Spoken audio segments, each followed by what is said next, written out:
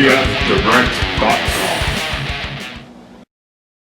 up, guys? It's Charles here with Rocket Punch Army to finally be able to be back doing a review after a long hiatus there. But I'm back, original review space and all. So today we have something that I bought from tfdirect.com, and this is the Ocular Max PS-01 Sphinx. It says up here, Perfection Series. This is from Mastermind Creations. Yeah, you'll notice here, this little gleaming bit here says die-cast. So there's a little bit of die casting here, which is always a good thing. I love the design of the box. As a matter of fact, it should say somewhere around here who designed the box.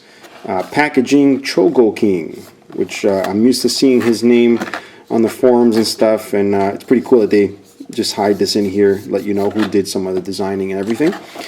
Alright, and yeah, so the box, like I said, is beautiful. It's got a nice satiny finish like the Masterpiece boxes, with the little glossy bits here over the figure. And I gotta say the artwork is absolutely stunning. Really good work on the artwork, and I love this right back here. It's got that Japanese Transformers look, but it's actually English letters there. Perfection Series. If you look on the side, it just has, what do you want? Well, it's obviously Mirage, so let's not beat around the bush there. It's obviously Mirage. It's inspired by Mirage. Here we see the full length of the robot on the back. We see a little transformation sequence of the actual toy. And he's also got a little holographic driver there, which is a really nice touch. Here it is without it. And of course, the usual G1 style kind of spec card here with where you put the little transparent red thing to be able to see it. Again, as long as you're not colorblind, you can pretty much see the blue there. Even as a kid, I thought that was a little weird because I could always see the what do you call it, the graph there. But anyway, very cool. And if you want to read the spec or the bio there, you can go ahead and pause it. Otherwise, we are going to open it. Alright, so it comes in a tray. As a matter of fact, if we just take a look at it like this, it would look like something Takara would give us. It's just a plastic clamshell. It's also got right here. Oh, as a matter of fact, I do have to say something. I obviously wanted this Masterpiece type Mirage figure to go with the rest of my Masterpiece collection. Very hard to get. It was very sold out everywhere, and I honestly didn't give it much thought, to pre-order. Luckily, I was able to source it from tfdirect.com. They had their stock coming in when everybody else was sold out, so I lucked out. I got it. They also sent me the parachute accessory, which, as you can see, I don't have it here to show you. It's just one of the downfalls of all the moving around I've been doing very recently. But if you guys want to see it, I'll do an updated review. But one of the big things, and I was going to spring for the new version, the PS-01A, which is a lighter color. At the last second, I'm like, no, I want the darker one. So luckily, I was able to get it from tfdirect.com. So let's take a look. Actually, before we look at that, I was holding this up. I didn't let you guys look at it, but it's the instruction booklet and card here. So why don't we take a look at that? It's a nice little card, nice and glossy, not plastic though. I know a lot of you guys like the plastic, some of you prefer the cardboard. I honestly would just prefer plastic, but I'll take the glossy cardboard. And here's the instruction booklet. It's color on the outside, front and back, but on the inside it's just black and white and red. It's just a little bit of color here, the purple arrows, but you get the idea. It's a full color thing there. It's got the gun here with the chrome missile. All right, it does spin in there if you want it to spin for whatever reason, but nice little silver back here, black body, and a little kind of clip here, little gray plastic. And then we have the silver gun. It's painted silver. It's not molded in silver, or silver plastic, because that looks kind of dumb, but it's done just like any other Masterpiece toy would be. And here is the actual vehicle. So let me clear some of this away. And he's actually very eager to roll away. As you can see, this thing rolls so well. Possibly one of the best rolling Masterpiece vehicles I have had contact with. Mostly I would say because of the heft of the wheels, it gives it a nice rotating mass, which gives it a bit of inertia when it comes to pushing it. The thing here, this table is a little bit uneven because it's just paper here, so it kind of scrubs on the bottom. It is a very low profile car, but as you can see, it has no problem whatsoever rolling on the ground. I do also want to add, I forgot to show you this, I kind of put it on the side there and forgot about it. It does have an alternate face. It's kind of smiling right there. It's like, eh. And it's also got the little driver that I showed you on the box. You'll see it's not a full driver. It's just a little molded piece which will clip on. And we'll actually take a look at that right now. Alright, you can just insert it here. And what's cool is the hands actually go around a steering wheel. So it just wedges right in there very well.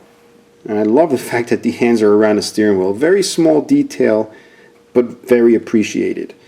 Alright, so we'll move on and just take a look at the vehicle the way it is. I gotta say, this thing looks absolutely stunning.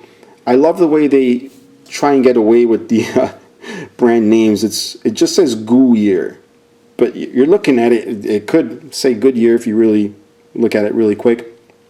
Over here we get the Goodyear again, and also the Elf, which is now L.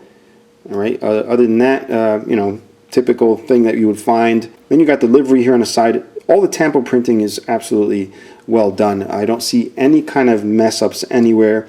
The only kind of paint things I see is like on the edges of the white here and there, but really only on the white. Over here is a little kind of scrape there, but it probably happened from me transforming it. But if we look here, this tampo print here is actually the back of the head. And what they did is they actually gave you another piece, which is this, which is actually the head. So when you transform into robot mode, you don't have to have this on the back of his head, which is a really nice touch also. Again, rubber tires, and it's a good rubber, nice sticky rubber. They look like real slicks. You got the nice chrome here. There's a little bit of flash going on the edge of the chrome, which is kind of annoying. I can't stand that. They should have, you know, I guess it's from the molding, and they would have to clip it off the sprue. I wish they would have done it on the other side instead of this side, but other than that, really good. Again, the flashing here, the little kind of mold thing that I'm talking about where you snap it off the tree, you can see that it's blue plastic. So I wish they would have probably done something else, or maybe have the wheel break off the tree on the other side of the wheel. Why they did it that way, I don't know. Not that big of a deal, honestly. And then you got the front wheels here. This is probably one of the only complaints I have about the figures, just the way the front wheels are. They, you know, if you can put it down, and if you let it slam down, the wheels are going to, you know, go into a negative camber there, which, you know, is all right, but it's going to scrape on the ground. But you kind of want to have them straight up. Hopefully it doesn't get loose over time, and every time you put it down, it's just going to slam the chassis to the floor. But that's, I think, the only thing I would complain about in vehicle mode. Again, rolls excellent. Have no complaints otherwise. I just wanted to show you how to attach the weapons on the spoiler. Just make sure the spoiler is aligned so you get that tab straight. You're going to pop this in right on the side. You don't want to wedge it in too hard. It's not necessary unless you want the paint to scrape off the tabs, but just pop it right in. Alright, that's what it looks like with the weapons, which is really cool the way they set that up. You're going to see the motor here. This is the die cast area. I believe it's the black here with the chrome, if I'm not mistaken, is the die cast, and also the dark kind of metallic bits like the wing brackets here, that's die cast. You also see a good amount of die cast back here, these posts, which we'll probably see more during transformation. These little joints here, and also on the front, the actual hubs for the wheels, or not so much the hubs but the arms. So good amount of die cast, and it feels good in hand. So the next thing we want to do is transform this guy.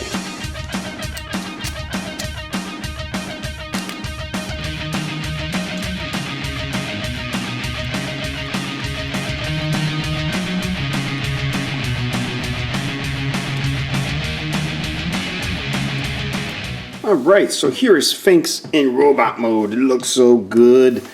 I love me a nice Mirage figure, especially Masterpiece scale. Now, you might remember that other one, the Invisible that I did, the DX9 Invisible. that I also got from tfdirect.com.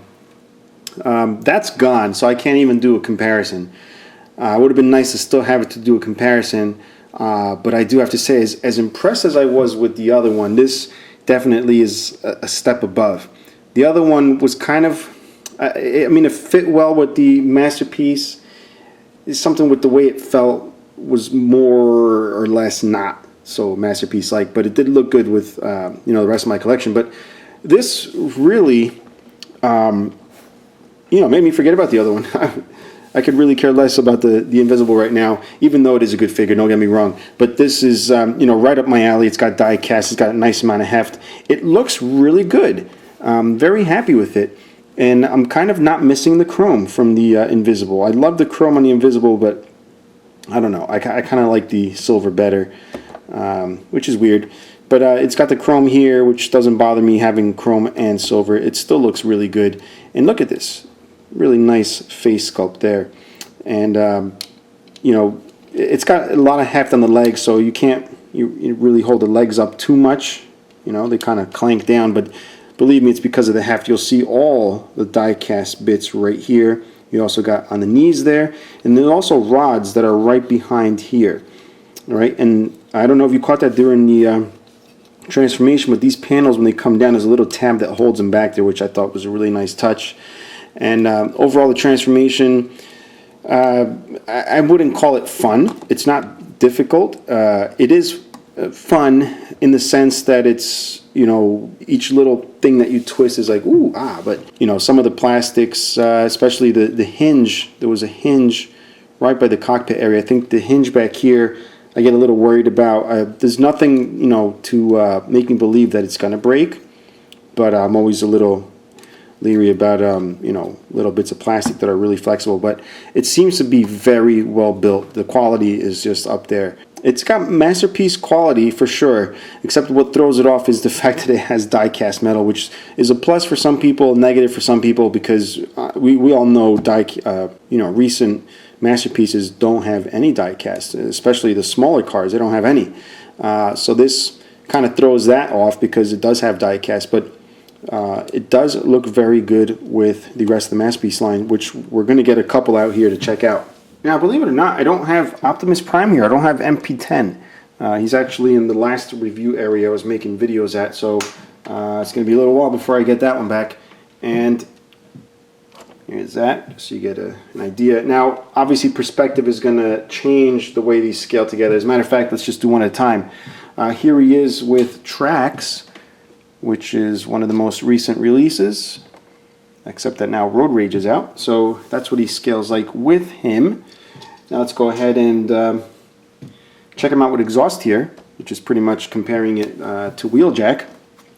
And we have this here, the G1 Masterpiece Hound, which I love. There's a review out there. This is the Make Toys or Make Toys, still don't know how to pronounce that. Beautiful. Also one of those figures that stand out as far as Masterpiece is concerned, because this is also one of those that has die cast. So these two are just perfect together. You got the nice heft, the beautiful detail, the excellent quality. I would say this is a little higher quality than this, and that's definitely not saying that this is not good quality, but there is a noticeable, you know, precision in the molding that you don't quite get with this one. But they look great together. I mean, look at them. Now, one of the big things I did like about this is the fact that it does have the hands like a Masterpiece, but you get the separate index finger. I mean, look at that. Masterpiece are usually all just bolted or molded together. And one other little detail is the fact that the thumb does move out of the way, so it allows you to put the gun in without much effort, which is a really nice touch. So I definitely like the fact that they did that with the hands. Now, like I said before, it does have an alternate face, so we're going to check it out. This is the sculpt. It's pretty much like a slight smile. I don't know how to describe that. But the regular one is just him looking normal. And all you got to do is just separate it. I can just do this somehow. And as much as I hate to say it, I'm going to have to give up on taking that off. I can't do it.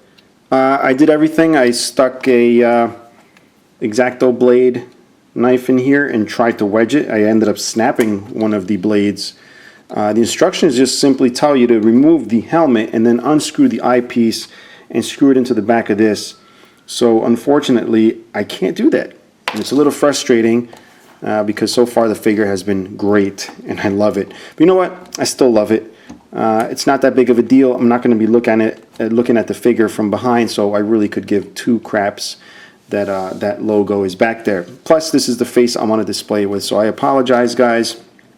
But one more time to show you what the difference is. It's got a little kind of smirky smiley face and the blank back here in case you don't want those logos there. Again, can't do it. Tried, believe me. So articulation, I'm a little, I don't know, I wish the neck was a little different. I do appreciate the engineering that went into it. The neck pretty much covers the face when the, what do you call it, the head is in vehicle mode. But in robot mode, it's kind of like it wants to get in the way, and I can't really tell if it's supposed to be the way it's supposed to be. And the little chest thing here kind of keeps popping down. There we go. And it's actually a little fingerprint. Whoever was manufacturer, whoever was putting mine together, touched the red paint with their finger and pressed on the blue. Is a little fingerprint there. So thank you for that, whoever did that. And but if you get it into a certain position where the neck kind of disappears, I don't know if it's supposed to disappear down there or it's supposed to go behind the chin. I guess it's all right. But the articulation does spin around, gets nice little clever angles there, just make him look like he's pensive. Move down to the shoulders. The shoulders do have a butterfly kind of swivel here, and I love this little bit here which moves, which is a really nice touch to be able to cover that hole there, and it moves back. Arms go up and down this way. They feel a little loose. You can see I'm barely giving it any kind of force there, but they do stay where you put them, so you know it's not really a complaint of mine. Unless I start seeing that it starts sagging on its own, then I would not like that. Move down to the elbows. We get the upper bicep swivel. We do have the hands here that do rotate. Move that away. Rotate this way. And I did show you the little thumb and also the individual, or not individual, but the separate index finger from the rest of the hand. We do have a waist joint. We also have the hips, which have these little skirts that move out of the way for more articulation. And again, the legs are a little on the loose side, but that's more than anything because of the weight here. I don't know if tightening these screws on the back will help anything, but you know, sure is worth a try. And then we got the knees here, which are double jointed, which is excellent because it gives more range of motion there. Double jointed knees are always good. We do have this type of swivel here. Can't really go too far around. It's not a separate thigh piece. I don't know if you know what I'm talking about, where they split the thigh so you can turn it a little bit more. Doesn't have that. Move down to the ankles here. You do get the ankle tilt. As far as the foot, this is what's considered the foot. You get this kind of motion here. And that's pretty much going to bring us to the end. I think my overall thoughts is definitely recommended. If you have the invisible, you don't really have to get this, but if you like what you see, then I do recommend it because it is a better figure in my opinion. The only issue is this guy is now sold out. I picked them up from tfdirect.com when they got their stock in, and they are sold out at the moment pretty much everywhere. The ones you can find a little easier for pre-order are the PS-01A, which is a lighter color.